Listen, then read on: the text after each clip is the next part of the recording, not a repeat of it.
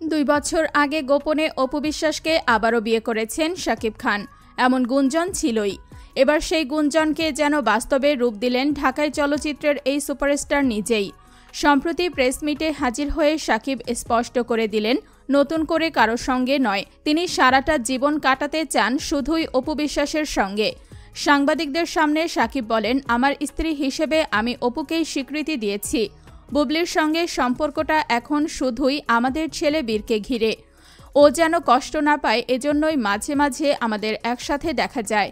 শাকিব আরও জানান, অপুর সঙ্গে তার সম্পর্ক এখন অনেক ভালো। এবারের ঈদেও তিনি অপুকে বাসায় এনেছিলেন, একসঙ্গে কোরবানির কাজ করেছেন। ঈদের আগে গিয়েছেন শপিংয়ে, ঘুরতেও বের হয়েছেন। এইসব মুহূর্ত সামাজিক যোগাযোগ মাধ্যমে ভাইরালও হয়েছে। শাকিবের ভাষায়, আমরা বড়রা যা করেছি, কিন্তু সন্তানরা কেন দুঃখ পাবে? আমি চাই জয় আর বীর সমান ভালোবাসা নিয়ে বড় হোক। ভিউয়ার্স, শাকিব খানের এমন স্পষ্ট ও আবেগময় স্বীকারোক্তি আপনাদের কেমন লাগলো?